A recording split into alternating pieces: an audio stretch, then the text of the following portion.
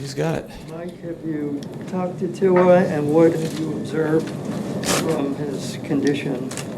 Yeah, I talked to him in the locker room. Obviously, I talked to him on the field, and then talked to him in the locker room before he was headed home. You know, he was in good spirits. What was your immediate thought when you saw him go down and into the fencing position? Yeah, my thought was concern, and I was just worried about my guy. So, yeah, it's not something that you ever want to be a part of. You know, you hope not to. Mike, obviously it's very early in the process with Tua. Do you foresee a trip to the injured reserve list, or do you have any insight on that? You know, as right now, you know, I'm not really. It's more about you know, getting a proper procedural evaluation tomorrow and taking it one day at a time. The furthest thing from my mind is you know, what is the timeline? You know, I want to know.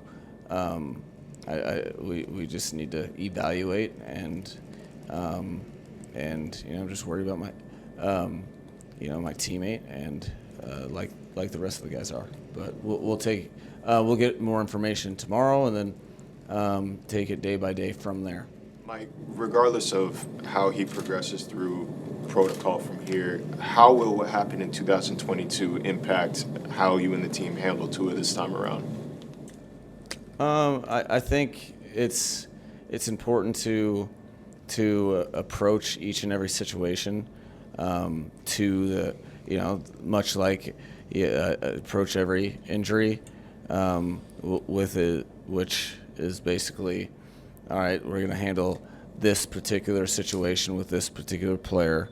You know, every situation is unique to its own. So, you know, I think there's, you know, for me, I'm not worried about